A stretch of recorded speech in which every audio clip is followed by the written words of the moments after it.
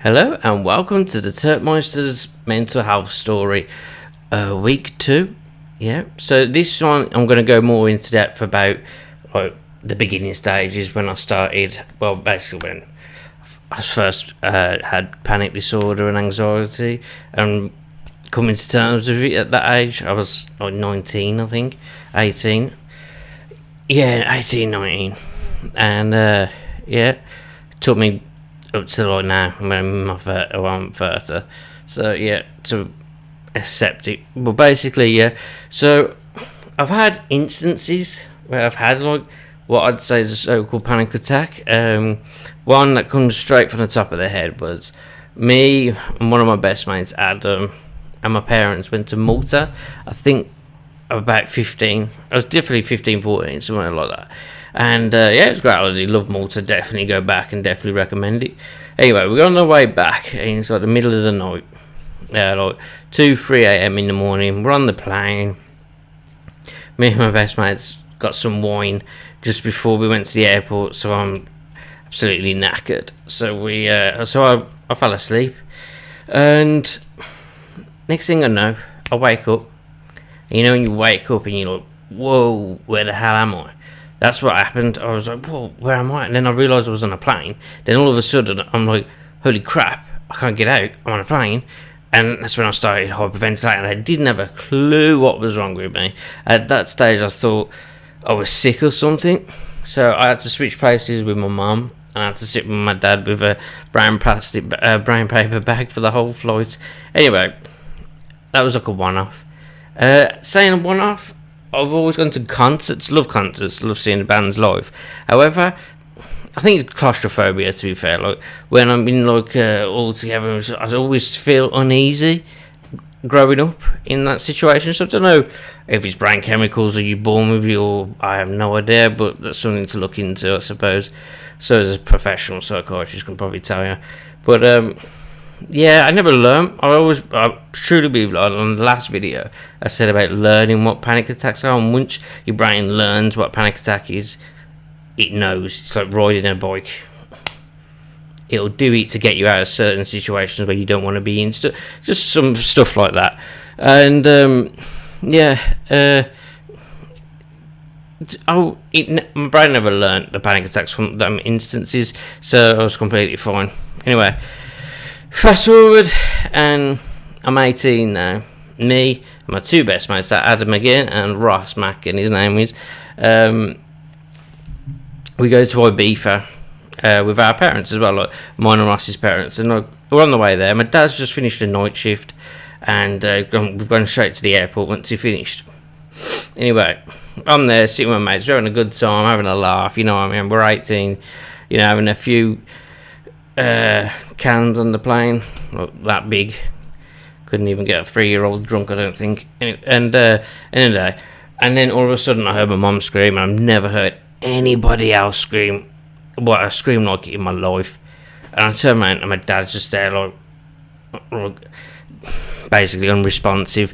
At first, the passengers thought, oh, he's just passed out, and then they tried to bring him out. And then people started to panic. Some people were screaming and crying, and so throughout the whole flight, this happened proper early on in the flight as well, probably first 20 minutes of being up in the air, and yeah, for the whole flight.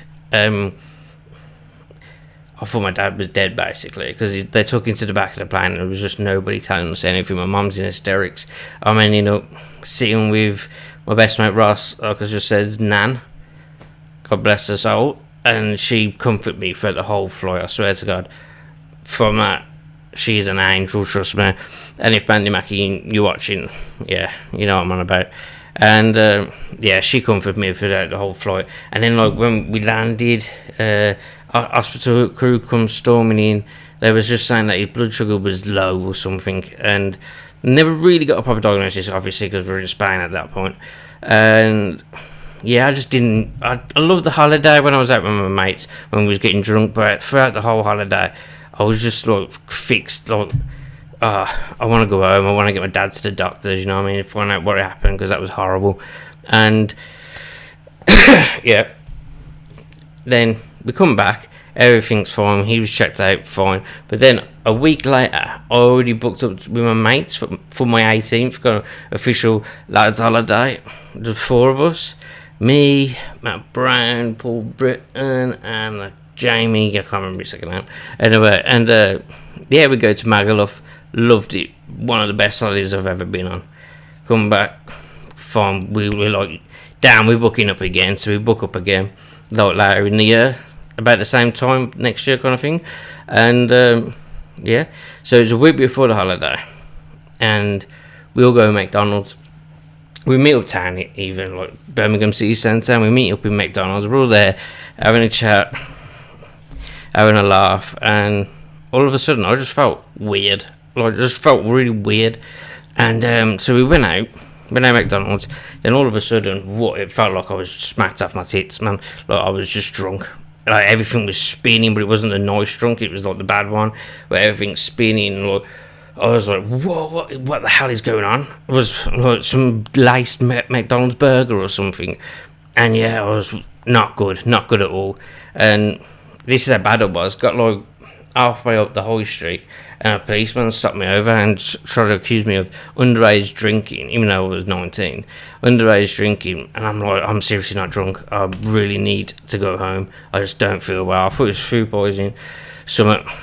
I felt my heart was like, yeah, not good. And yeah, that was a very proper panic attack where my brain learnt. And a week before, like, I felt like crap. I felt horrible. I was just really scared, basically. You know, I was just scared. I was 19. I had no idea what was going on with me. Brain tumour, like I said, food poisoning, something. It was just nasty. And with it being a week before the holiday, I was like, I'm not going. But like, everyone was just talking me around. My parents were like, you've got to go, blah, blah, blah. Went to the doctors. They couldn't really diagnose me within that, like 5 days. And so he prescribed me diazepam for the pain and stuff. So I took it, and I took it with alcohol as well, which is stupid. Never do that. I got a lot of bad juju with tablets and alcohol and stuff. I'll go into every week different stories of my life and that. But yeah, so I drank with alcohol and I threw up blood. So I was like, whoa. I managed to get on the flight, managed to go there. We land, we get to the hotel room, and I'm okay. I put my legs up, I'm okay. And yeah, so I was okay. Like, my mates wanted to go out because it was like 2 a.m. They wanted to go out, and I just weren't feeling it. So we all stayed in, but they didn't have to. They could have gone out. But yeah, best way to describe it: in the daytime, panic, anxiety, horrible. Had no idea what was going on with me. I couldn't eat. I couldn't do anything. I didn't want to go out, which was bad because I feel bad on my other mates. You know what I mean? I felt guilty, and which probably, like, learning now, that adds on the pressure. And so yeah, daytime, I hated it. However, when it comes to about 6 or 7 o'clock in the night, and I started drinking Sex on the Beach, my favourite cocktail, turkey fact of the day, it went. It just completely went. The anxiety, the panic.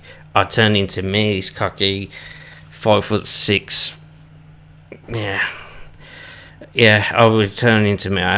We had a great time. On the night, I loved it. On the nights were great. I had the best of times. It was like the year before. Good times. It's just the daytimes was horrible. I can't even explain it, but yeah.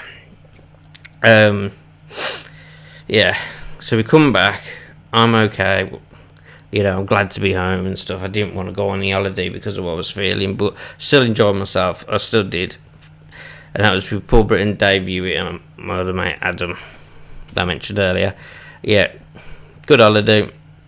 I conquered it. Didn't know what was going on with me. Anyway, then it was a little bit of a battle for about a year. Going, seeing different psychiatrists, doctors, telling me different things. My thyroid, polyps at one point in my nose. I didn't even know that affects myself, but still. So, like, something to do with my sinuses, just like I had everything under the sun, all the tests, and everything's fine. I've got a fast heartbeat, but I've always had a fast heartbeat for some reason. Strong heart. And yeah, they put me on Seroxat, an antidepressant, right? Which was a big bad no. Anybody comment below if you've had experiences with Seroxat. I was put on it, and there was no middle ground. There was just extreme happiness and rage and anger and stuff like that. And I just got in a relationship at the time, and which was, it was like a year relationship, and it was an up and down roller coaster, and mainly because of that Seroxat, it just drove me up the wall. It was like, whoa. And then I get doctors to tell me to come into the practice, and they tell me, yeah, we're gonna have to take you off Seroxat because it's basically high risk of suicide rate. So yeah, so they put me on a testing drug. God knows what would happen if I was carrying on with that, because it was sending me down. I was turning to somebody that I didn't like, arguing all the time, rage. Yeah, so that's my story today. It's just basically my teenage late years at the beginning and that. And I hope you enjoy it, and I hope you listen. Reach out and speak out, like I said before. Just do it, because there's no shame in it. Just means there's lots of things I would love to have done differently, so learn off me. And for people that are watching it who don't suffer with mental health, look for signs. Look, signs what I've just said, where it's like, somebody, one of your best mates, are saying, all of a sudden they're saying, like, making excuses. That's what I did a lot. I've lost all my friends, well, most of my friends, like my close friends growing up, and just because I wasn't honest, I was making excuses left, right, and centre. And I don't blame them for not wanting to know me anymore, because I've missed a lot of their, point like marriage, weddings, even, and births, even like 30ths, and it's like, yeah. But look for them signs and just ask them if they're okay, if you want to speak about it, mental health or not, because most of the time people are going to be like me before this, and well, no, I'm fine, I've just got to do this, or somebody wants me to do that, or I'm just feeling a bit dodgy tonight. Always making excuses. Just make sure they're all right. I had a conversation with a schoolmate, a good mate, the other day about it, and yeah, so feel free to contact me. I hope you enjoyed listening to this, and next time we'll go into more detail of my early 20s and stuff like that. Some things that are bad, I suppose, on my part, and some things that I can blame on medication, but it's like, end of the day, it's all down to me. I'd look at the weight I am now. I have never asked anybody. I've never been big, as they say. I've always been 10 stone throughout my whole adult life. 10 stone. I wanted to put on weight. That's the fucking best thing. I wanted to put on weight, but yeah, now I put on like 2.5 stone, so I kind of want to put that one back. So yeah, hope you enjoy it. Remember, reach out and speak out and learn from me. Okay, love you all. So much for signing out.